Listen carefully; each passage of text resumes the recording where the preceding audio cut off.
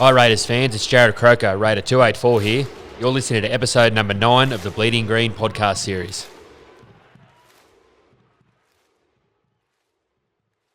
Well, welcome to the Bleeding Green interviews. It's number 8. It's an enormous pleasure for me. We've spoken, and indeed we certainly spoke when I was writing or getting the writing done for Absolutely Bleeding Green to one of the originals. It's an enormous pleasure, but today in welcoming Peter McGrath to the Bleeding Green interviews, it's to give us insights, to share his memories with that time some 40 odd plus years ago. The club, the situation was entirely different. We'll get to that, but it is interview number 8. We've got 2 to go, and this will be a very special one. So welcome, Peter, to the show. Thank you very much. It's wonderful to be here. I feel quite honoured. Okay, well, we dig in, and in giving and they're already popular, but in giving those viewers, the true believers out there in the Raiders, and indeed many others, some sense of your background. Can you sketch us a little bit about life and football for you before 1982? Yep. I basically grew up in Canberra. I was born here. Played rugby. I actually played rugby until 1977. When did you start? How old? I think about 9. Okay. 8 or 9. Okay. I'm not sure. Right. I can still remember scoring my first try for St Joseph's O'Connor. Oh, there you go. There you go. So, Dad played in Sydney. He went to Morris Brothers Cogra. So he played in a rugby league school. Yep. And played initially for St George Rugby League and then played rugby union for St George. Right. So he was very keen on his rugby and probably was the one initially that was very influential in my development as a player. Unfortunately, he passed away when I was 14, so right.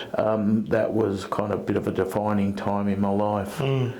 Did the family move to Canberra then, or No, Dad. I was born here. Yeah. Oh, sorry. So Dad, my apologies. Dad and Mum. Yep.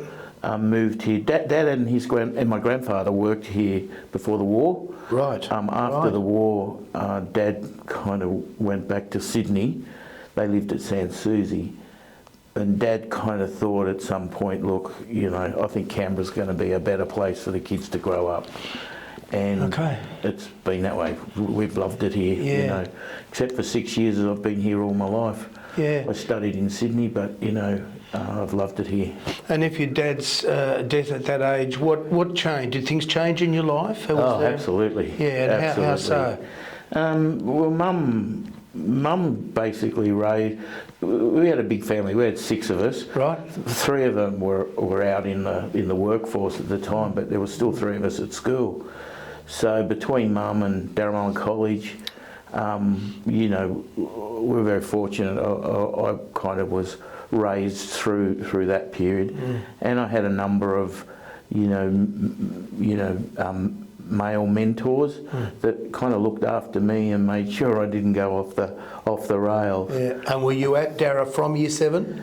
I was at Darramullen from 4th grade. There you fourth go. class. Right the way through. All the way through. Okay. Yeah. Okay. Yeah. So I owe a great debt of gratitude to that place because it was very formative for me. Right. In terms of value sets and all that sort Would of there be a mentor or 2 that you would single out for particularly influencing you in those years?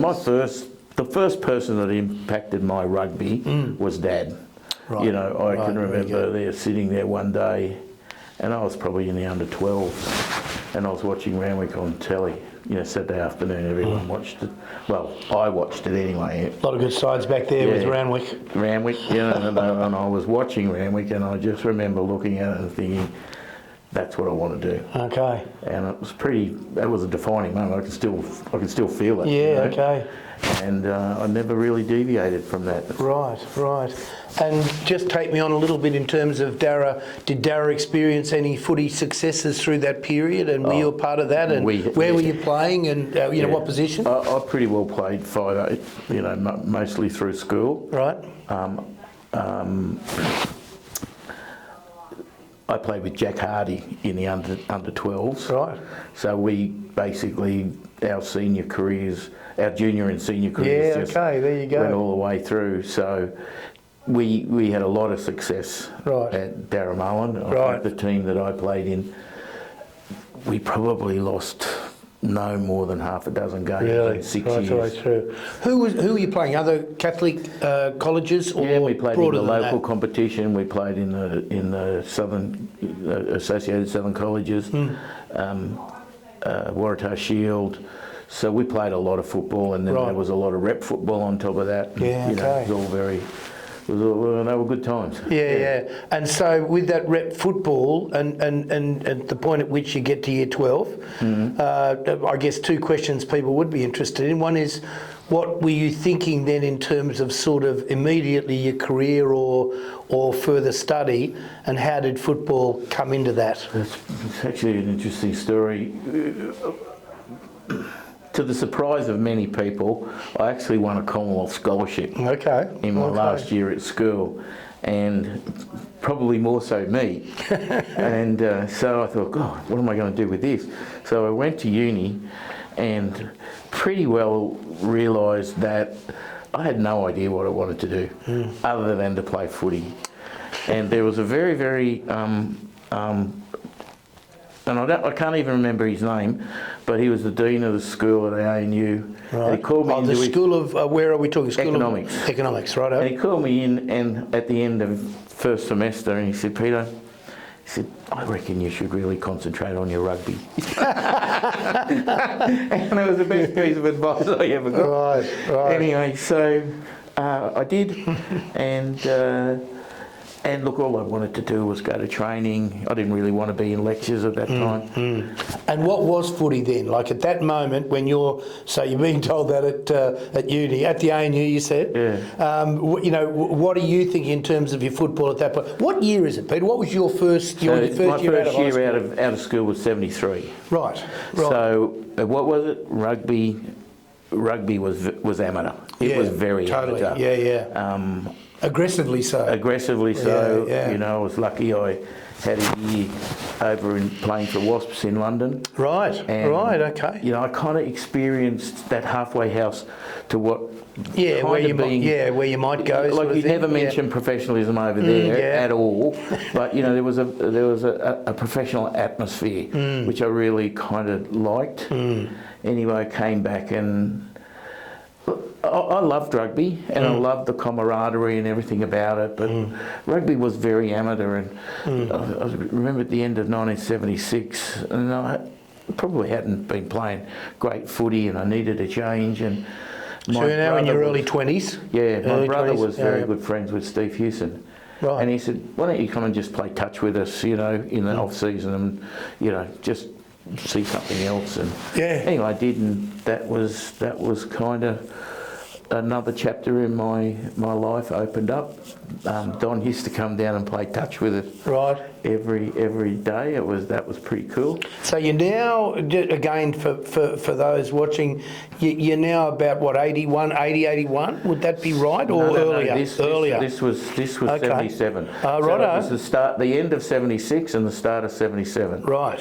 So in January, after we had the break, I sort of came back and we were still playing touch on Friday before training started. Yeah. Proper. And Don just saddled up beside me one day and just said, "Like, are you serious?" And that was the only thing he said. Right. And I went, "Yeah, I am." Because I liked the atmosphere, I liked the way they trained. Yep. And it was hard and it was good, So that's how I got into rugby league. And that's in the midst, of course, of the Blues run of considerable success over a long period of time. I played 5 grand finals with the Blues and we won the last 4. So there you go. That was pretty special time. And a lot of good players, a lot of amazing players. So I was very fortunate. So, and this, this is great to have you in to answer this one. So, what was as an individual who is, kind of basically the age you are. Don Furner is already made a reputation, but he's adding to it in bush footy, with the Blues. Were you, in terms of the beginnings of the conversations that were being had in the sort of 1980-81 period, let's go to there, and it looks like there's a chance, and it's only that at that point, of the Raiders entering the Sydney competition. What's happening for Peter McGrath, you know, playing for the Blues, Yeah, so, and the people around you? So 1980, we won the premiership. Yeah. I sort of said at the end of the year to Don, look, I think I'm done. I think I need to go to uni and start thinking about study. And he went, yeah. Don kind of let you go. Yeah. Anyway, went away, had a really good break, came back, and I just went to training, and he came up again beside me and said, Pete, he said, what about you play this year? Because he said, I reckon there's a good chance we might get a team in Sydney, and if we do, you right. And this is now 81. And since 81. Start of 81. And have you started? Had you recommenced studies at that point? No. Or, no. Righto. No. Okay. And so all my study was post-career. There you go. So, and that's a story in itself. But anyway, we'll see if we get there. So then in 1980, Don said, you know, and there was a lot of stuff going on in the background, and you know, he signed a few players with, I think, the view of the following year. Yep. Jerry and Louis and you know, just trying to get a little like a. You know, there was a good group of players in this district who always knew that there were going to have to be further. We might say in Jerry and Louis, that's Louis Bond and Jerry De La Cruz. Yeah. So, you know, first of all, that 1981 team was fantastic. Right. Who was the captain in that team? Johnny Osborne. Right. Johnny Osborne. Ballo had left by then. Right. Johnny Osborne was the captain. Never ran, just told everyone else to run. No, he was a really good player. I love playing bush footy, those those experienced players. And there was a lot of talent and it was a lot of fun that year. And there was a lot of excitement building through this season because, you know, gradually there was talk about the Raiders. And was Don talking that up? No, right, it was all business, yeah. It was all business. Don was the only league coach I ever had. Right. So did he talk, given what he said to you about playing, did he talk to you during the season about what might, you know, did he talked elaborate? to me about, Don was a great coach, but at his best, one-on-one with you. Yeah, right. And he could talk through stuff that he'd seen you do on the field and kind of, you know, help you. That's where I really liked. And he was never one for praise, and if you ever got it, it was precious. But also, but there was a sense of excitement, you know, because, you know, things were happening. I don't know when the announcement was made, but from that point on, you know. Were you living in Queanbeyan or in Canberra at that point? I was living in Canberra at the time. Righto. Yeah, I moved out here for a few years and then bought a house with my wife out at Waniassa. Right. 40,000. Yeah, there you go. $470, and we quibbled over the 70. Not bad. Times have changed. I know. Times have changed. So the excitement is building. We shift into 82. Yep. At what point? And again, I reckon viewers will be very interested in this. How did discussion of a contract for you with Don, with the club? And I suppose I'd throw into this mix Les McIntyre. Did you have any, face-to-faces with Les or indeed JR with John McIntyre in this early period before the football starts? So I only ever had 2 contracts, loosely. With while I played rugby league. One was in the first year, which was done with Les. Right. And then after that, And handshakes involved. You often hear about that. And he always did the right thing by me. Yeah, okay. I could never ever have. This is Les now. Les. Yeah. He was a great bloke. Yeah, okay. So and then I thought that I did the next contract with him, but it may have been with John. I'm not sure. Right. But that was a pretty basic. Agreement, and to be honest, I probably would have. Done a it really anyway. good job in the public sector. Yeah, right. Okay. I wasn't playing for the money. I was playing because it was exciting and it was going to represent our community, which I loved. Yeah. And how, in a sense, exciting was it? Just, I suppose, any memories of just the last sort of, in a sense, weeks and months in the build-up to the first game? It was really exciting, and just a little story.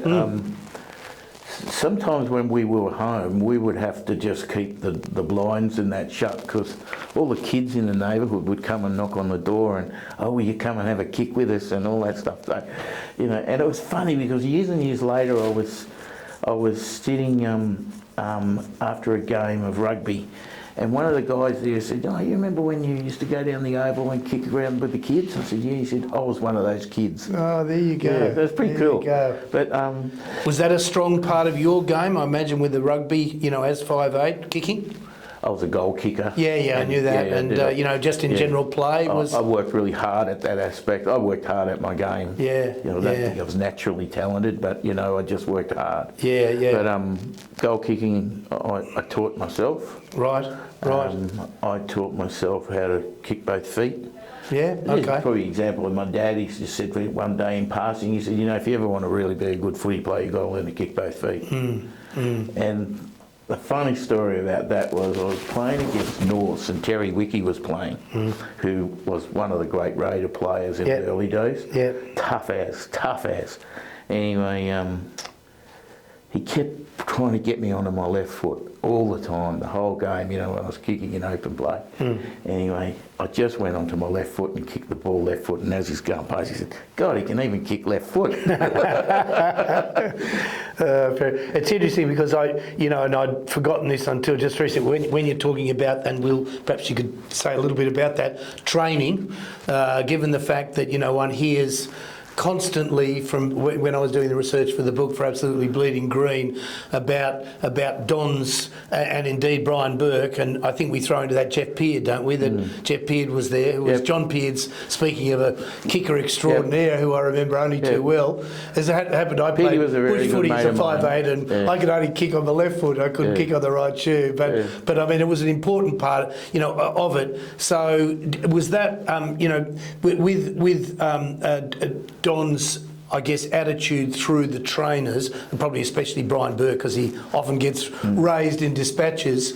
Was it a noticeable shift from the training for the Queanbeyan Blues to the expectation that Don, of course, with a sense of certainly city football and beyond, knowing, of course, there was going to have to be sort of, 3 shifts up the ladder to get some fitness. Was that hard for you and the others, or did it come sort of relatively easily? The Blues, through that period, I think prided themselves on their fitness. Right. I think we were clearly one of the fittest sides, probably in New South Wales country anyway. Right. We may not have had the best player list, but we were certainly fitter than everyone else, and I think that went a long way to the club's success. Yeah. But then going into the Raiders, it was a step up, but not as great as sort of for other players, I think. Yeah, okay. Because of the Blues background. Yeah, and look, Berkey was there, Peardy was there. We had them, in men of experience, to say the least. Yeah. So, yeah. Okay. I prided myself on being fit. Yeah, right. So I've just grown into this body. Yeah. And Don, that was an important. I mean, you hear that a lot from the players of the era. Of that was really important, and certainly his sense that there was going to have to be a sort of not a mark shift, but that step up, because it was going to be bloody tough physically. You know what I mean? As soon as you're in. Probably the biggest thing was, there was more, probably a bit more gym work, but none of that was compulsory. I came here the other day with Mundy Frommel and Jack Hardy, and we had a look through. And Donnie Furner showed us through, and Carl just looked at me, and now there's a bloke who looks like he could still play. And he looked at me and said, "Gee, how good would we have been if we had all this?" And that's the reality with the generational shift. It totally is. For sure. Well, I wasn't anything like you, and I was a poor trainer and played some bush footy, but I always look back and wish you'd done a bit more. It might have been interesting. But that was the change, which I guess begs the question that what was the feeling amongst the playing group, independent of the coach, and perhaps you might even recall what the way Don was preparing you actually for the first game and indeed the first year of competition. What was the playing group feeling, and were there any individuals who were in the playing group who were in some way helpful in getting your thoughts in the right place for this step up into Sydney grade footy? Through the season before, or no? Well, really in the lead up, lead up to pre-season, lead up to. So look, we had a lot of. It was, you could fluff around as much as you like about what the first year was like, but the reality was we brought a whole lot of players in from different cultures, and I mean footy cultures. So it wasn't like it just went boom and it all happened. It just wasn't like that, But I often look back on that and say that the progress that they made in 5 years to 87 from where we started in 82 was just significant, and it's ultimately about I'm a values-based decision maker, and I've always thought the Raiders have a great culture, but it's always been built on a very solid value set. But when you all come in from different areas, you have to buy into whatever the culture is. But remember, the first year we didn't sort of have this set culture. It has to develop, and you have to own it. And that's one of the great things about the quality of the people that the Raiders signed. Absolutely, and I mean, Rick, still he talks about that all the time. But that idea of in significant part at least, judging a player, recruiting a player has to do with character. We're aware of that, and I mean the best coaches are very conscious of that. Let's go. Stay back in time. What was Don, I think Jerry De La Cruz came from the NT, didn't he? I think so. Came the NT and North Queensland. Got found. I think he went from. He might have gone across, but when Louis Bonner's, So Don was, he was renowned for going a long distance to get a player if he heard anything on the grapevine or indeed saw that player. He'd drive, and that's what they said sort of famously in 81 when he spent a bit of time driving around having a look too. And that was my recollection too of 81, that season 81. Don was checking things out. He was doing quite a lot of travel. But, and he wasn't relating that to.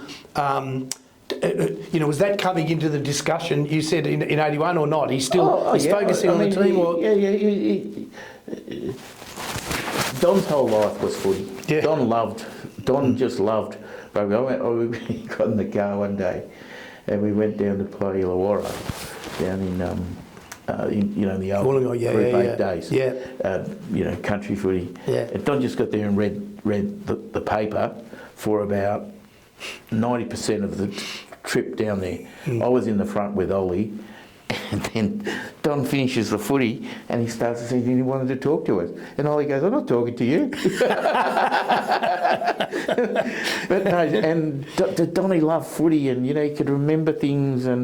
But, you know, if he saw a good player, he'd tell you, you know. Yeah. And I remember him talking about Louis and particularly Louis. I don't know why, he just liked Louis, I think. Yeah. I mean, again, renowned as, you know, a percentage of coaches are, as a really outstanding judge of a footballer, of what was in that player. And I mean, and speaking of which, what did he, you know, having given his, you know, with your background with the Blues, what was it that, and to the extent that he was parsimonious with praise, one might say, what was it he liked in your game? Did he talk at all about that? Did he work on any elements of your game? One day he said, Pete, you know what your greatest attribute as a player is? And I thought, what's coming? Where we're going here? Yeah. And I thought, passing, tackling? Well, it wasn't going to be tackling. Right. He said, no, it's just...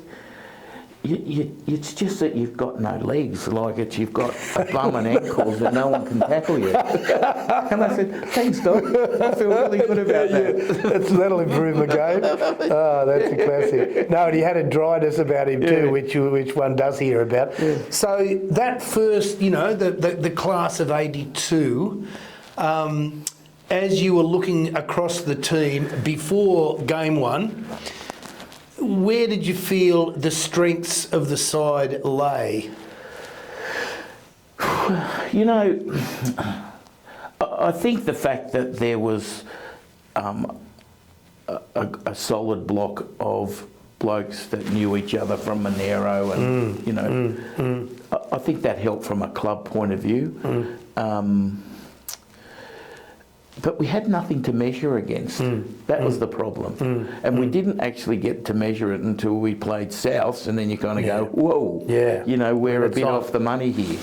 Well, and we're about to get there, but can I just to backtrack only fractionally, you said about, and of course it's such a vital part of this club, the culture of the club. Yeah. Were you conscious of, did Don pay any sort of, what does one say, pay overt attention to the idea of the bonding? Do you know what I mean? Of this disparate group. No. It was a case of seeing what you know, what the parts were before you started. Don had an innate sense that leaders provide the 90% of the behaviours that are followed by the rest of the people. So if you have the leaders that are not, well, they're not great leaders, you don't get great outcomes. Yeah. But, you know, and I think that's where, over that, certainly that first 5 years in my observation, from where we started to where we finished in 87, and I just kind of bookend that, I think the quality of the leaders just ramped up all the time. And that then influenced culture, it influenced behaviours on and off the field. And that's not to say you don't have some larrikins, of course you do, you know, that's the nature of a footy club. But good footy clubs and consistently good footy clubs have a very solid base and have a very solid value set, in my view, and my observation over time. And who were the emergent leaders, if not from the start, in that opening squad? Well, you know, as I said, I had played 82, so, you know, we were kind of... I mean, Don was really... He was pivotal in setting the culture. For example, you know, we didn't have a very great defensive record that first year. But at no stage did Don say, look, we're just going to close this up and just focus on defence and just keep it. You know, he encouraged us to play. He always used to say, I'd rather see you do something and fail than not do it. And I thought that actually permeated through the way the club has probably played for forever, really. And, you know, I think that's really, you know, for me that was very formative, because I thought that's the way I like playing it, and Well, dare one use the, it's not, I mean, it's a cliche of the past, but it's just come into real use yet again, is playing what you see, in this sort of slightly robotic age. Yeah. But it is interesting on that very point, because if we go back, because I'm a little older than you, but certainly, kind of playing footy in the early 1970s, and with a very vivid memory, one way or another, of football in the 70s and then into the 80s. So we get into the Parramatta period. Well, really, Parramatta and Canterbury. Yeah. Canterbury's kind of point, at which stage you certainly had some attractive football played by Parramatta, but basically there was a lot of defensive football that dominated that period. Yeah. And then when you talk about the demarcation line in 87 and the Raiders' first grand final, and changes afoot, as we know, in that year that were going to then continue, was that I've argued in the Raiders' history, absolutely bleeding green, which I know is agreed to by many a Raider fan, and that is that arguably, in terms of exactly what you've said, the style of football that was there at the outset, that really when you get to the quality of the footballers who arrive recruited in the second half of the 80s, especially in the later part of that, then that philosophy to attack actually changed the way football was being played. Yeah. It really, it did. There is no doubt of what the Raiders did in the later, 80s and then into the 90s. And you've got to have the players. There's no good saying, And then add on to that we defended better.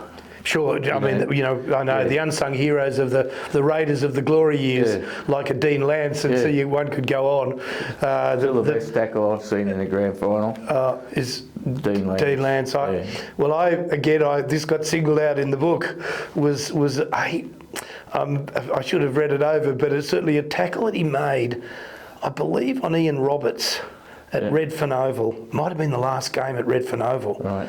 Where Ian Roberts, he was, many people still regard him as, certainly one of the toughest players to ever play. And Dean Lance caught him out wide when they, when they were running a line, sort of, I suppose, if we were to think now, to sort of kick our line or something like that, a little bit wide of the ruck. Dean Lance got him in a shot that was one of the great, and indeed it changed that game. That was the other thing. If you get that, he was inspirational. He was. As clean a tackler as you're going to see. The axe in Queensland, you'd say Gilmeister. There aren't many, but wear those short. But anyway, we digress. We do digress. We digress. But enough to say. So we are talking the culture of the Raiders. That instilling, one part of which was to play it. To go for it, to basically play what's in front of you, and you do see that in those. Even in that first year, much less than what follows. Because if in fact we had, and Chris O'Sullivan, who no doubt you've got to know well, kind of post we might get to some of the players, but Sully's still for him, and indeed he doesn't like contemporary football because it's a bit too robotic. To actually have a go, to have a crack, attack from wherever. That was what was great. Like, we were always encouraged to do that. Yeah. And look, I always kind of look at it, and they talk about imposter syndrome, and you feel like a bit of a fraud. Well, that's kind of how I felt early on. In the first games of that season, 82.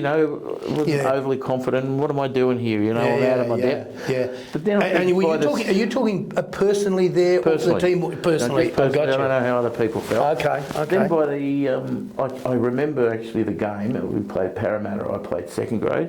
Played the whole game second grade, which was almost like playing a first grade side. Parramatta those days. Then Bam Bam, Rowan Brennan went off injured after 5 minutes. Right. I claim he was injured before he went on, but he refutes that. Okay. And then I played the whole of first grade, all but 5 minutes. Right. Having played all the seconds, and then played all of first grade against Parramatta. Right. Which was no mean feat. Right. Let me tell you. Anyway. Was that in the first game? No, the second round. The second round. The second round. And I think that was the first time I felt like, okay, I can do this. You're up to I felt okay. and I played fullback for the rest of the season from that. Okay, and just on that on that point, in terms of I can't remember how many rounds are in the competition in '82, but how many games were you in first grade? An approximate breakup? I think I played 14. Yeah, right. So you certainly got, a significant sort of, coalface experience. Yeah, I had two blocks. I had a block at the start and a good block at the end. Okay. And it was funny because I played fullback. I was picked at fullback against North Sydney Oval. And this is in the second block? And this is in the first block. Right. So this was the end of the first block. Yeah. And getting picked for fullback in those days was like, okay, you got one more chance. Right. Oh, there we go. Back to second grade. Yeah. And it was pouring rain and I got a ball underneath the post at North Sydney Oval. I brought it out and the ball just went, pew, I can still see it going. Right. So I thought, I'm going to have some time with Billy in second grade for a while. But, and that was good too. That was good because he was a good man. Billy Sullivan. And a great sort of 2IC to Don. I think the coaching then was in that they all got on well because they had a longer term view of where we were going. Yeah. And that's kind of a perfect segue for the question, and that is that was one part, or just expand a little if you can, on that element of the culture in terms of the sort of, firsts and the seconds. It was all through thirds, yeah. So, I mean, back in the day, as we know, under 20s. I think it was only thirds. Yeah, I think it was. I think that's right. Now, given that. Was and if you could say, because to tell us a little bit, because you would have experienced him up close and personal as Billy Sullivan as an individual, as part of the structure of the Raiders in that year, and what did you tell us a bit more about him? Look, I didn't know a lot about Billy until that year. I knew that he played for the Blues, so that made him a decent sort of. I knew good decision maker. I knew Tubby. Bill then went and formed partly with Les's imprimatur, the Kangaroos, which was, and he was quite influential there in their start-up and their growth. But he was, in many ways, he was kind of like Don. He's a front rower, and but. Yeah, very big. I've never met him, so they could have been brothers, right? They were pretty similar. I don't want to offend anyone, but Billy was he was good, and the second grade side actually did okay. The second grade side had a few wins, and there was a few wins on the trot, which was pretty good. Yeah. So, and I think the second grade side was a platform for a few players to play well and then get promoted. Yeah, okay. Angel Marina. Even in that year. Yeah. First year, not bad. So, there was a lot of sort of, a few players. Jack Hardy played virtually every game. Carl Frommel played every game. They were standouts in terms of that first year. Jay Hoffman, like standout clubman. Great leader. We might, and we'll get to a few of them individually in a moment. But they, I suppose, when you do your reading, and I was lucky and unlucky enough not to have been here in '82, but certainly lucky enough to have come in '85. So I didn't see the year '82 and the next couple. But from all the stories you hear, the late David Grant was a significant individual. Yeah, my first recollection of David was like Adonis turning up to training, and we'd worked pretty hard, and then we had this sprint at the end, and Donny basically said, if David Grant, you don't win this, we'll be here for another half an hour, or I don't know what the incentive was. He said that to David Grant, yeah. And in front of everyone. Yeah, right. And I have never seen a man that size, that big, run so fast. it was amazing. Yeah, and I thought, holy moly! Yeah. If we give this bloke a ball in a game, he's going to be terrific. Yeah. So he was a big boy too. He was a physical size. He was a physical kind of specimen. He came from Balmain, didn't he? Down from Balmain. He came from Balmain. Yeah. He an important. That physical presence. He had all the attributes to be a very, very great player. Yeah. But sometimes it just doesn't happen. And it used to really frustrate me as I was, because I worked hard. Yeah. And I would get very frustrated with people who did not latent ability but didn't work hard. Yeah. But then I kind of chilled out a bit later and we're all different. Yeah. We're all different. Yeah. We all have different aspirations. We all have different things. And even different training regimes in a sense to get your best footy, playing your best footy. Yep. Yeah, no, that's for sure. Well, and we'll just talk about the first game right now, and then take a break. The very first game for the Raiders, v Souths. Yep. It's interesting, over the coming years, the number of times that Souths figure in symbolically significant games for the Raiders. 87. It's extraordinary, absolutely. Yeah. So, but let's start there. You presumably played the entire game I think so. that day. I can't remember, to be honest. And to publicise a Trivial Pursuit question that's been asked many times in the past and will be in the future, that is to say, who was the person who scored the very first points for the Raiders? I'm looking at him. Viewers are looking at him. It was a penalty goal in a game against Souths that would have been, in some ways, something of an awakening, not necessarily a rude awakening for the entire playing group of the Raiders.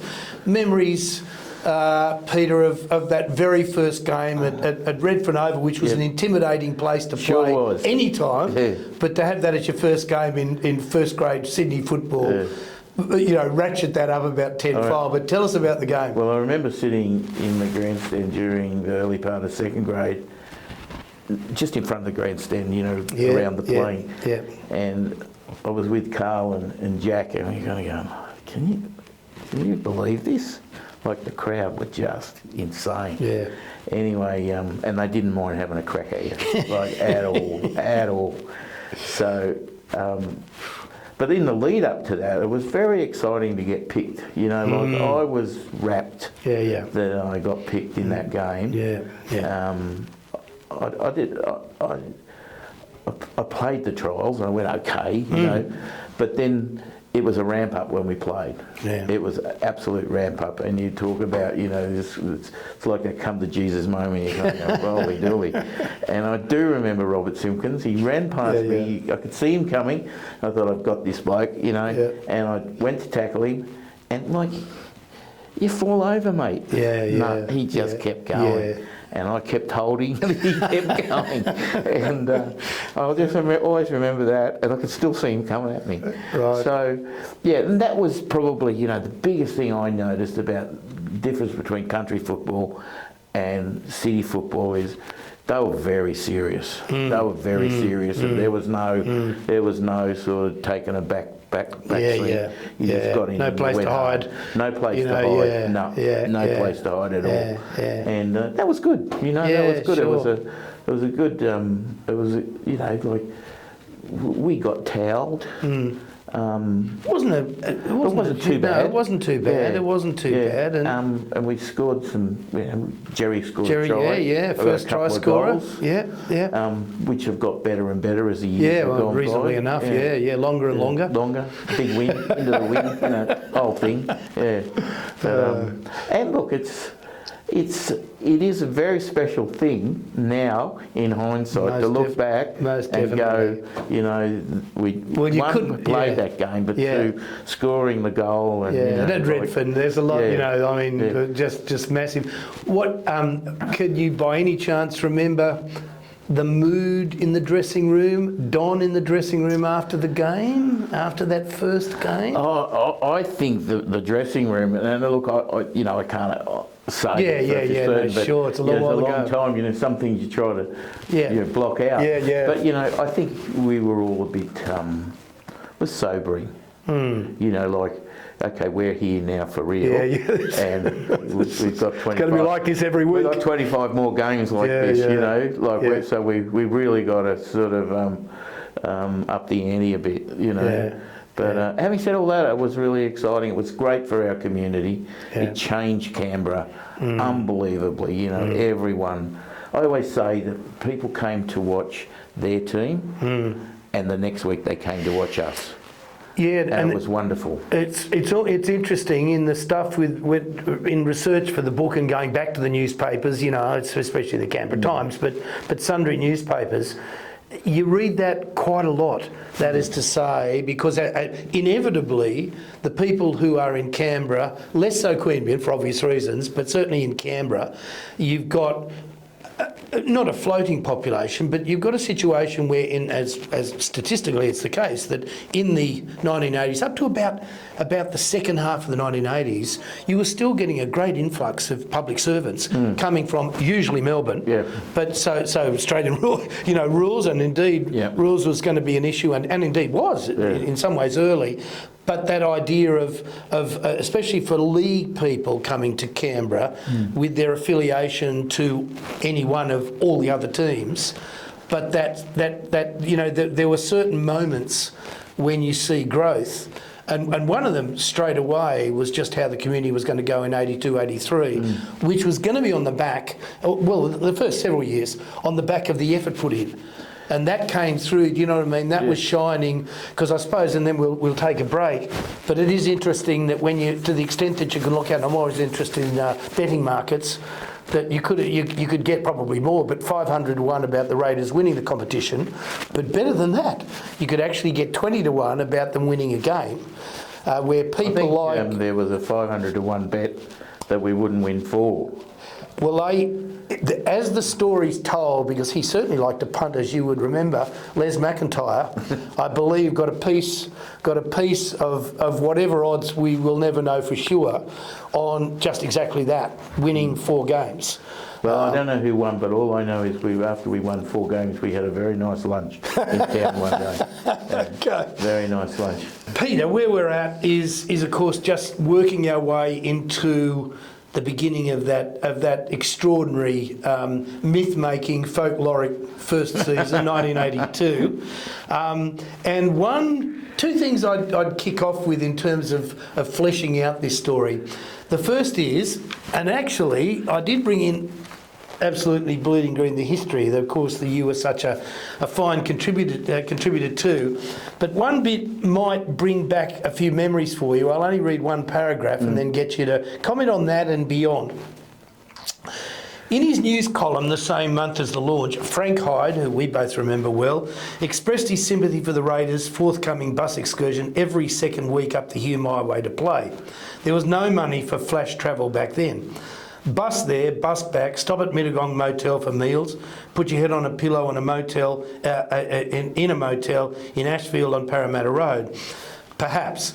But Hyde also flagged an environmental advantage the team would always enjoy during every future season's months of June, July and August, when Canberra's chilly winter winds were set to make life difficult for those opposition players accustomed to and spoiled by balmy Sydney weather. Canberra's cold has undone many a visiting team over the years. Some opposition coaches, acutely aware of the psychological impact of the Limestone Plains frost and bitter westerly winds, have been known to deliver an edict to their players on game day: don't mention the cold. I write, Hyde was spot on. Now, 2 things about that. One, tell us a bit about those bus rides and just how that used to go in terms of that commute to Sydney. And secondly, was the cold an element in those games? Perhaps when one thinks, of the victories, but did that come into the sort of realm of things from Don as coach, the players, training? But you were used to that, of course, but how did those 2 measure up, especially the bus rides, I guess? So in terms of the weather, I mean, I grew up here, so, used to if it was cold, it was cold. I'm used to have played my whole footy career in the cold. But it's interesting to listen now to sides that have to visit Canberra, rugby league, and also rugby union. I watch quite a bit of New Zealand rugby for reasons, and they hate coming here. They just hate it. Yeah. It's tough. Yeah. And, and when you think about it, their trip to Canberra is about 3-hour plane ride and then another hour to get to Canberra. Yep. It's not that much different to what we used to have to go to get to Sydney. Yeah. So the bus rides were. So we've got into this competition. Half the games are away. We would meet midday on the day before because we always played Sundays, it seemed. So we'd always play on the Sunday generally, I think. And we'd get the bus to Sydney. When I look now at the work that they do, the professional sides about how they travel and how they prepare to travel and what they need to do, it's significantly different than just jumping on a bus and going and getting there and preparing yourself. So again, we were learning how to be kind of professional footballers. And in a particular context, kind but of it thing. wasn't just us; it was everyone in the group. It was the trainers. Everyone was learning.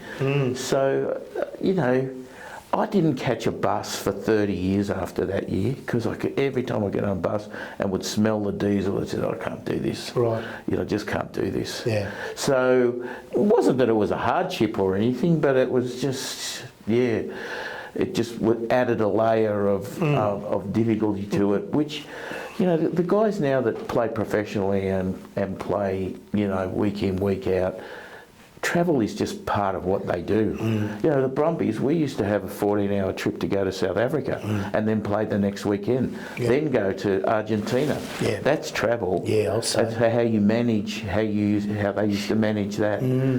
So, over kind of the last 30-odd years, I've kind of seen this evolve and how we get better at it. I remember having a big conversation with Gubby Allen once about how GWS complain about when they've got to travel to Perth. And I went, mate, that's 3 hours, 4 hours. Try 14. And he went, he said, maybe we should be talking to you guys about how we get it right. So, it's,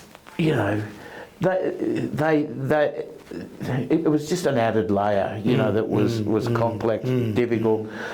I don't know that we particularly handled it well, but the young guys didn't seem to worry them. I was a bit older, so a bit more set in my ways, maybe. Yeah.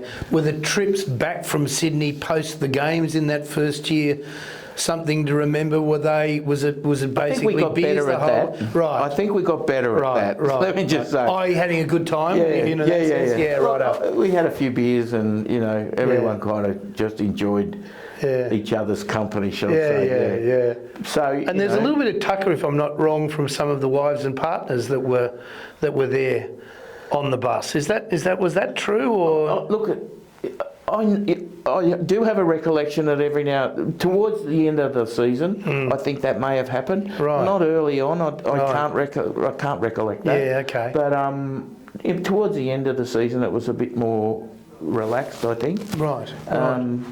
But I'd argue the women being there was a good thing. To keep things reasonably. Sensible. Which is another important part of it. Not that they were. I mean, what can you do on a bus? Mind you, there were no toilets in those days on a bus, so it was a bit of an issue. I do relate. There's something in the book about that, but that's maybe for another day. Yeah. Let's and I suppose again it's a reasonable segue, and that is that in that fascinating first year, who were the emergent or obvious characters? We won't call them nutters. We might call them. Did you have any obvious eccentrics in that first year that you recall? Or I think like every footy club, you have your larrikins and that. I wouldn't think that. I can't recall ever thinking, oh God, he's a nutter. I can't. Right. I played in country football for New South Wales Country with Terry Regan, and he was challenging. I was just about to mention him because he's the one that everyone talks to. I played against him in cricket, and he was funny enough there. But the stories are legendary, as we know. Jack Hardy tells a story about Terry. They were playing against St George, and he kept sledging as he packed down Craig Young. And Jack's going, "Come on, can you just shut up?" Yeah, he didn't care. I mean, he was, over the line. No, just go in hard. Yeah. No, he was something else. And played way above his weight. That was because he. Geez, I'm stretching a little bit again here. I looked at it for a while, but I do believe that in '87, he had some very important minutes in the later games of season 1987, and he was put on for just that reason. If he went on for 15 minutes, he gave you a flat chat. But they're the players that can really help. Okay, I mean that in itself is interesting, and very much so because and I mean as you go a little bit further, as we know, certainly Terry Regan, I think Steve Walters comes into that category, and there are others. Angel became a bit of a crowd favourite. Right. For what reason? Just kind of exciting to watch, he could run fast, and he did, and he got opportunity, and he was quick. As a matter of fact, I played in a touch footy team with him at one point, not that a lot of years ago now, but he must have been 40 or something. He was quick as even then. I can't imagine. But played a lot of touch footy. No, he was very good. But different characters. Jack Hardy was tough as just tough. That's Hitman. He was, wasn't he? And I mean, that was Jack Gibson was pretty interested, wasn't he? I think. I was living with Jack, and Jack Gibson used to ring about 5 o'clock in the morning. Right. I had to tell him like no more. Yeah. But what Dennis Fitzgerald said about Jack Hardy, he said he makes your bones rattle when he misses. Right. And he was right. Good. Carl Frommel. That's a great. Okay. I mean, they had some great ones. I mean, that's the whole thing. That's another part of the culture early on because you go forward, and I mean, a Quentin Pongia, the late and great. John McLeod, and John. He had a great. He was a larrikin. And and David Grant was just. God, he could just turn a game if you. I remember there one day, and I was looked at him. I was playing 5'8" against South, and we won it.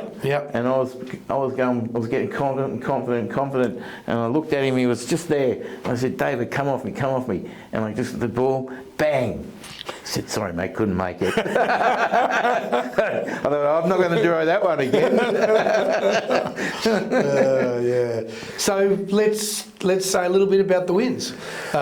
We know historically and famously there were 4 when the likes of Ron Casey, who are older viewers of this interview will remember only too well. Juan, as he was called because of his speech, his lisp, but he was outspoken. He said that the Raiders wouldn't win a game, etc., as many commentators did. The odds were there, and certainly if they were going to win 4, they were expansive odds, which were grabbed, as you pointed out, and certainly we know that a few did grab them. But let's start with the very first. The first one was Newtown. Yeah, Newtown at Seaford, 18th of April, 1982. And I wasn't even on the bench. I just remember I was in the grandstand watching that and the St George game, and that was pretty exciting. That was really, we've done it. We've 12-11, wasn't it? I think it was 12-11. And it was, I remember the day against St George. I was injured, so I didn't play at all that day, but. I recollect it was cold. And that was number 2, wasn't it? Saints were number 2. It was cold. Yeah. And Roy Masters just said to his team, "Get on the bus and let's get out of here." And then the third one was against Souths. Yeah. And you were in that. I played 5'8" that day. And tell us, let's focus on that because we get it right from the horse's mouth. So, set the scene for us against Souths, because obviously they're a quality side. And they were. I think they might have been the first or second in the comp at that point of the season. And so all my junior football, I grew up and playing against Kenny Wright. So Ken was playing for Souths. So we sort of fronted up against each other. What was that, on rugby day. Rugby International, Yeah, etc.? yeah. Yep. So, we'd known each other for, years by then. Anyway, it was great to play. We played well that day. We played really, really well. Right. And I think the thing that I remember the most Was cold? Can you, by any chance, remember the day? Not raining or like? It was a nice day. Yeah, okay. It was a nice day. Okay. I kicked a couple of good goals. There you go. Thought, Yep. And but I did. I think I got. If I didn't top it, I got close to topping the tackle count. There you And go. I reckon half of them were tackling Peter Tunks, who just kept coming straight at me, and there was nowhere to hide. I just had to take it. He was a good footballer. Yeah, he was a good footballer. And a good bloke. Yeah, he was right, a good bloke. right. Anyway, but the thing that I remember the most about that game is going to work the next day. And it was a huge win. It was fantastic. It was great. And the euphoria around after the game was great. Anyway, I go to work the next day. And these were in the days where you had to front up on Monday because, we all had jobs. Yeah, and they paid decidedly more than rugby league at the time. Right. So I turn up to work and there's everyone smirking. And I thought to myself, what's going on here? Anyway, I open my drawer and there's a live rabbit in the drawer. And I thought, who did this? Who did this?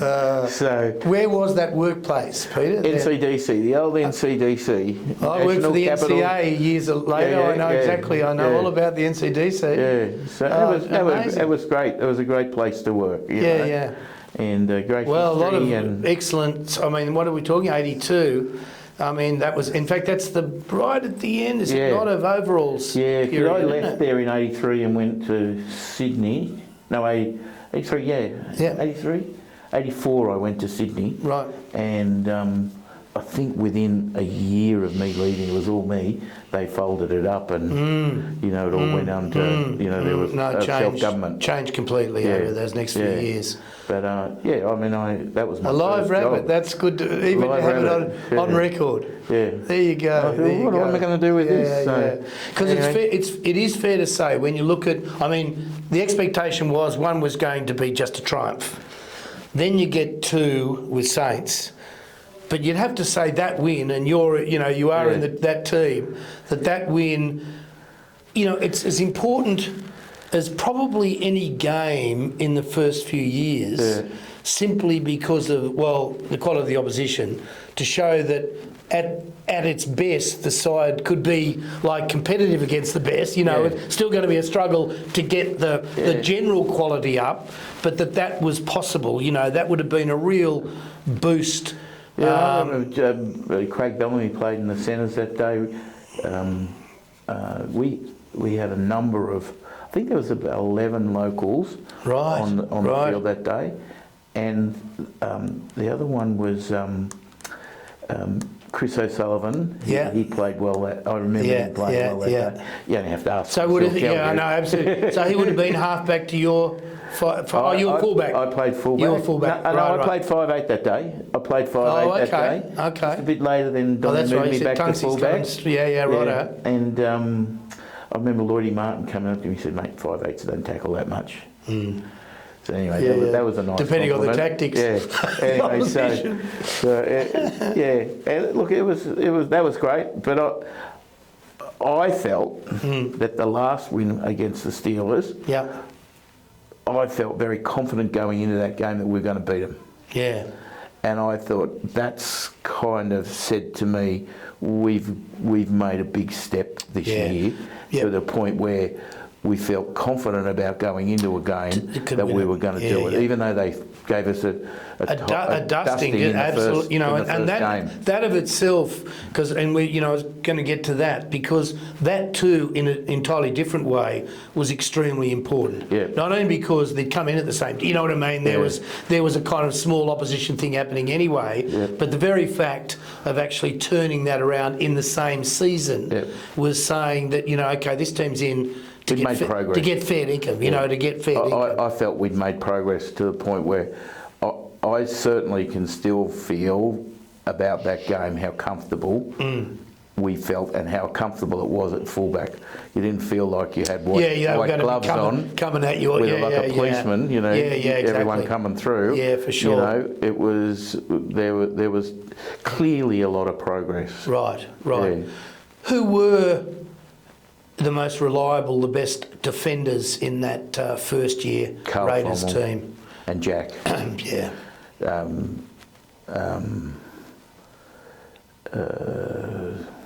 Hooker. Jay Hoffman. Jay. Yeah. I think those three were outstanding. You know, Craig Bellamy, when he played, was very consistent. Very, very consistent. Good guy. Good person. You know, see why he lasted so long. It's just a great value set. Absolutely. And knowing his football back to front. It's interesting you're saying with Jay Hoffman, not only obviously because of the sort of his son and what he's, what he did and he's doing in the media now, but I was fortunate enough when I was doing the research for the book to go to the Queanbeyan Leagues where it wasn't in the very best shape. But actually, Jay, and the family, he had gifted a scrapbook that had been kept on him, which in fact will be going into the archive as soon as we got it organised here at the Raiders. But that included some fascinating material, not least that clearly Jay Hoffman, was a very real favourite amongst a few of the late and great Fred Daly. Oh, yeah. Which raises actually great man. Two politicians that I'll get you to comment on in terms of that very first season. Because he was in from the get-go, if I'm not wrong, and as the newspapers tell me, history tells us that Ros Kelly too was somewhat committed in that first year. Can you tell us a bit about them in that first year? I probably don't remember as much about Ros, although, she was very influential in us. She was a minister in the government and all that. Fred, he lived in Braddon, I think. Certainly in that area, had a big fluffy white dog that he used to take walking all the time. Supported some of the guys, playing touch footy. Used to, give them a sponsorship. He was just a really good man. He had some great stories too, he was a very, very funny human being, and I enjoyed his company. Well, as we know, so who's it? Jim Killen, Jim Killen, it? Him and Jim Killen have got books have been written on that subject, but he really was interesting. You should say that in terms of a little bit of money, because in at least one of the letters to Jay when he was Player of the Year, the earliest years. I don't think he mentioned the amount, but certainly it seemed like 50 or 100 that he popped in the letter to take his wife out for a dinner. To say the least, it was a different era. But even at that stage, and it's interesting because, as we know, the very 82 Bob Hawke, the politics of the country changes yet again when Hawke gets in, who, interestingly enough, with his background, nevertheless, and perhaps for political reasons, but perhaps for more, embraces the emergence of the Raiders, in the coming years. So the association from at least those three, but especially Fred Daly and Ros Kelly, was a very legitimate sort of honest one. They were interested in the team at the earliest point. And my observation is that in terms of going to the New South Wales Rugby League at the time, that was a very legitimate and compelling group of people to say we should be there. So, clever strategically. Again, I write about that in the book because it's a fascinating story. Getting that right, getting the numbers right, etc. And each had a part to play, and they did that extremely well. There was probably every reason why not to have a team from Canberra. But when you get and a lot of opposition, a lot of which was anti-Canberra sentiment, which lasted. But also just can't see past. The suburbs of Sydney. The outer southern suburbs. For sure. So look, as we work into the later part, I suppose the last question I'll ask about 1982 is, as you would look back on that year, what would you regard as the most special memories for you, in I guess almost life terms? Do you know what I mean? What came out of that year? I think playing that first game, although it probably didn't have the impact then that it has had subsequently, has been a defining moment, and it's something that, I mean, I get my coffee and they serve it in the takeaway cup with #8 on it. Right. That's how it comes. Is that right? Yeah. There. Where is that? What? In O'Connor. Okay. Flatheads. Okay. Yeah. Oh, very good. Yeah, and that's really and great. my wife goes, well, why haven't I got a number? Yeah. Oh, that's really good. Yeah, that's lovely. That's a lovely part of the story. And indeed, you'd have to say the culture of the club and the city. Yeah. That's delightful. And I think, it's a funny thing about the numbers, we treat it kind of blasé in a way, but it's a connect, Yeah. And, in a way I'm connected to Ricky, and I'm connected to Johnny Lomax, who's part of our family, now, through marriage. And that's special. That's really special, And let's because absolutely is, and it really goes to what. And only looking at the Ricky Stewart years as coach from sort of the back end of 13, 14, and it's not to say that it wasn't played up by others, because even his predecessor Dave Furner was working on that, but you work back through the years. But that idea of this club's special culture is one that, you're indicating, of course, for those watching this interview, goes all the way back, and it came through. It's one of the things that inspired me when I was writing the book, was exactly that, to understand this club and its place, starting bush football meets city football, and then of course what has developed from there. So my ball boys from when I started league were David, Donnie, and Ricky. Is that right? There you go. And Ricky claims even to this day that he taught me everything I know. And I said, mate, you were 10 years old. I said, yeah. But I always remember Donnie Furner, he said to me, oh, Pete, can you give me a lift home one day? And I'm sitting here and said, yeah, sure. And he got in the front of the car, and Donnie used to sort of go like this, and he was tapping. And he said, see that kid there? And he's talking to Ricky about Ricky. Yeah. And Ricky just come over and had a bit of a training run with us. Yeah. He was only a kid. Yeah. And he said, he'll play for Australia. So I've never seen a kid that gets it. Right. And I'll never forget that. I'll never forget it. You certainly did. Because they were, as ball boys, they were buckets of sand. If I don't, it would have been probably for you. Yep. Same deal, bringing out the bucket of sand. Toe poker. Yeah. You were a toe poker? Yeah. There you go. Including what? Including, say, did you take field goals and toe poking field goals as well? For some reason I kicked around the corner with field goals, but I didn't kick field goals. They're only worth a point. No, sure. Of course, the most famous field goal of all is Chris O'Sullivan, and what a story is there in the extra time. You've only got to be with him for 5 minutes, I'll tell you. I know. It must be said, though, and the film doesn't lie, that, do you know, I've heard... I was there that day. Well, is that I was right? at the ground. I was in Mississippi. I was there. They had a million calls. I was there in 87. Wow. And I was with a mate of mine who was a South supporter, and all I can remember, I can still hear him going, get that Maven off. Right. Steve Maven, what a horror. Yeah. And then I was at the 89 grand final, which was just special. Spectacular, wasn't it? Yeah. I mean, still regarded by most judges, notwithstanding 2015, as the greatest grand final of the modern era. Well, it's quite funny because, look, we came last. We had a lot of points scored against us. There were some positives. But it was almost like when they won the premiership, you had credibility because you played for the Raiders. Yeah. And they were stepping stones. They were tangible. It encapsulated everyone. It did. And it happened so quickly. Yeah. See, that's the final testament to the great years, more or less beginning in 87 and then continuing, was that the earlier years had to be of a quality that enabled that. Now, admittedly, obviously getting those Queenslanders, of course, the great Melvin Inga, but that was needed, in the club culture that created. Giddo was a good buy. Yeah. He sort of gave a bit. They're clever. Came with a bit of gravitas. Clever buy, and I think even the coaching, the co-coaching year of '87. There are so many things to like about the way the culture expressed itself. Yeah. But and we'll talk about that not only with other interviewees, but maybe right at the end.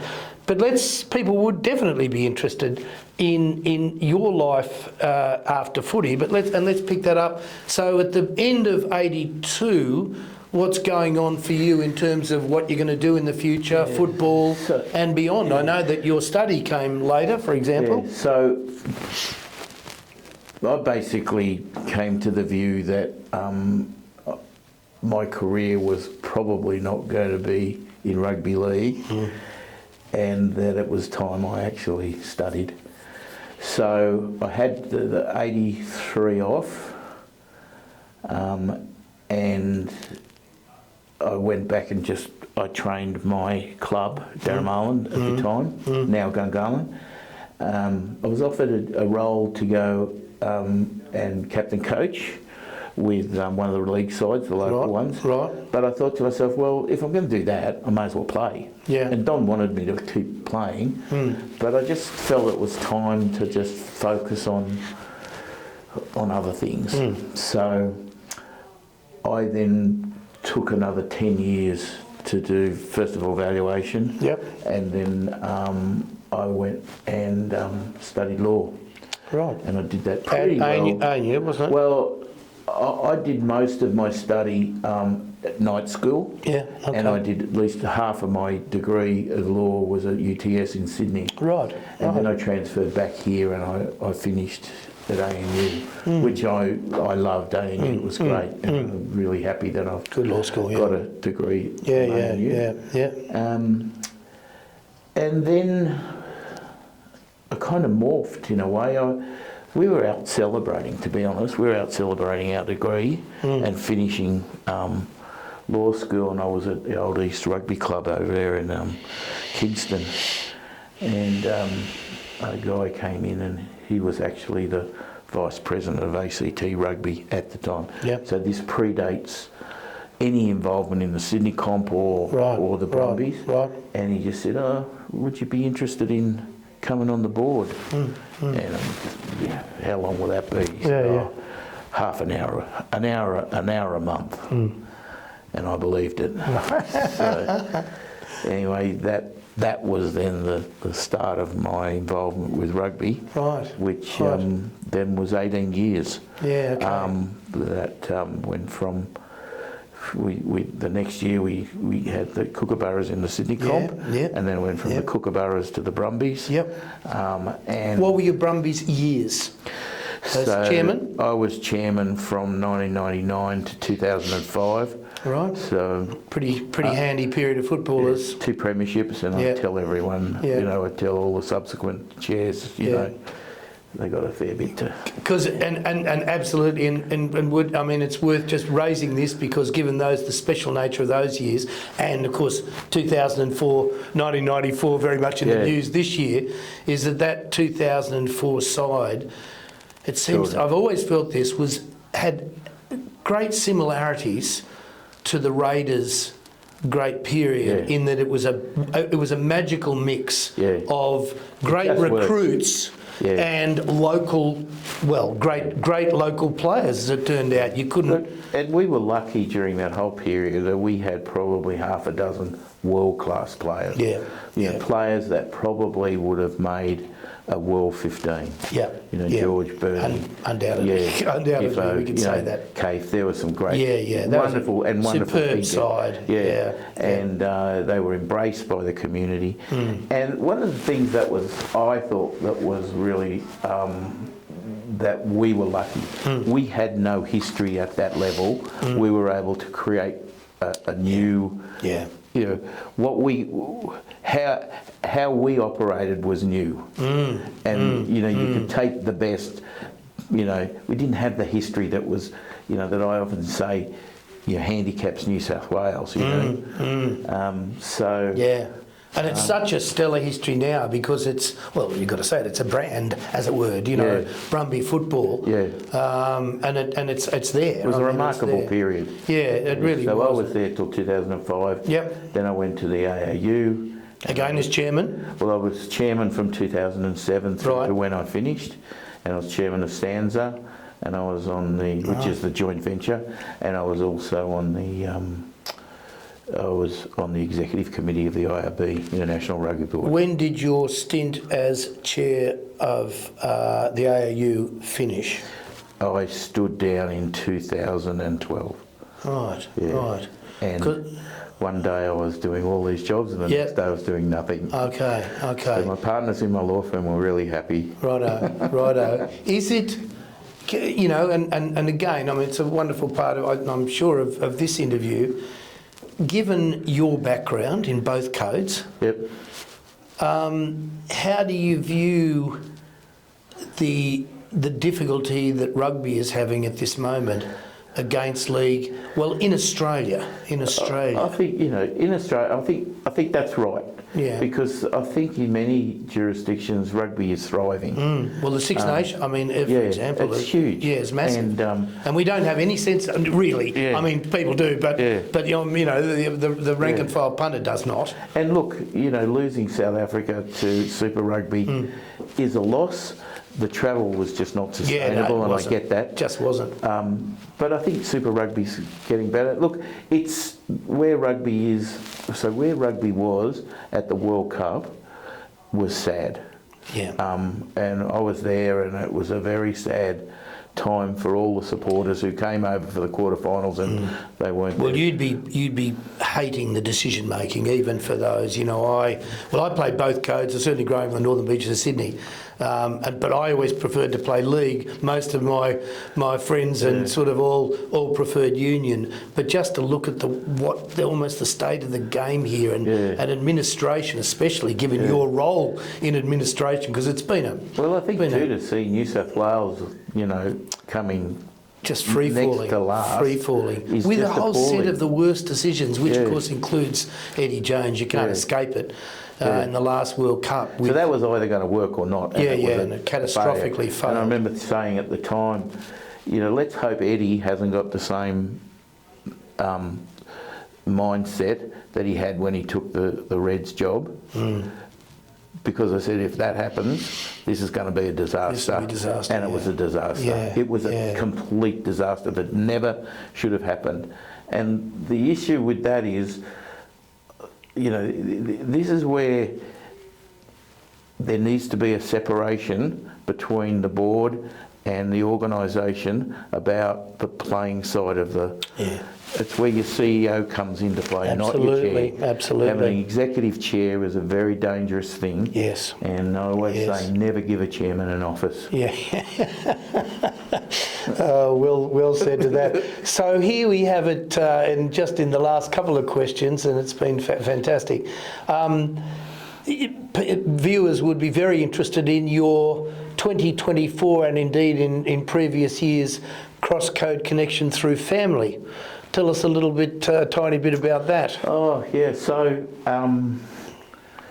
we were home one day and my wife said, Cheryl said, Ainsley's going to bring someone home to meet you, or meet us. I went, okay. Because this is the first time it ever happened. They were 17. Anyway, this bloke walked in and I just went, my goodness, I hope this guy plays footy. And as it turned out, it was John Lomax's son, Tyrell, who has, so now some years later, they're 27, they've got one daughter. They've got a Winnie. Winnie is their daughter, and then they got married in December. Ainsley's expecting again this year, so there'll be two. And they're a wonderful family. They live in Wellington. Tyrell's played now 100 Super Rugby games. Very much like his... It's for the Hurricanes, is it? He's played the 100 games are spread over the Melbourne Rebels. The Highlanders, where he first went. And now he's very settled in Wellington, which is where his grandparents are and family. And the family have embraced Ainsley, my daughter, they're a wonderful family. So I see Johnny Lomax a lot. We talk on the phone quite a lot. Tyrell's played now 32 times for the All Blacks. So we're very, very proud of him. He played in the World Cup final last year. So, you know, he's genetically, well bred. It is interesting because, as we know, and harking back to '94 and that '94 team that's above you as we speak, with the sun shining on a part of it that's wholly appropriate, and that is that when you talk about hard men in rugby league, certainly across the Raiders and beyond, you'd have to say that two Quentin Pongia and John Lomax, who as we know did not play in the grand final for reasons that we know and all the viewers will, but two very hard men. I was talking to Kevin, in fact Kevin Neal rang me just not long this week. He said, I want you to make sure that there's an article in the Telegraph that I want Johnny to see. So Johnny was actually in New Zealand, so I called him up and said, I'm going to send you this article. Kevin's made me make sure that you see it and read it. And tell us a tiny bit about that. Well, the article basically says how in the lead up to the grand final in '94, Kevin was the CEO at the time. He was in Sydney for the whole week trying to get Johnny off the charge. He said, we nearly had it, but he said Lawrence Street just couldn't come at it. Right. Yeah, so. Anyway. Yes, it's. I mean, that's another part of the folklore of the club. So I guess to finally finish.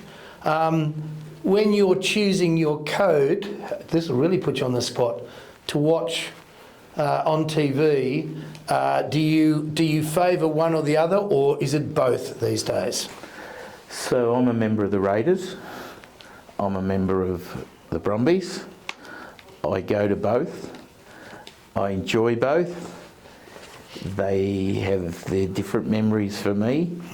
I don't really, do I favour one or the other? Not really. The thing that I love about both is that they're so connected to the community. And, I wanted to say this. I had to do an interview once for the Governor-General, and I forgot, and I regret to this day, that I didn't emphasise that everything that I achieved and the things that I have done have been about our community. And Canberra's a very special community for me. I was born here, and I don't really now want to live anywhere else. I'm really happy here, and I feel that anything I achieved, it was because of my community and all the people that helped me and all the people along the way. And, a club's only as good as the people that support them. I love the Raiders. I love going there, and and likewise, I have a very strong affinity with the Brumbies and Australian rugby. Well, let me say, after this interview, and people, you'll have a whole lot of younger Raider fans who will love you as well. Peter McGrath, that was a great session. I really enjoyed it. Thanks so much. Thank you very much. Canberra Raiders respect and honour the traditional custodians of the land and pay our respects to their elders, past, present and future. We acknowledge the stories, traditions and living cultures of Aboriginal and Torres Strait Islander peoples on the land we meet, gather and play on.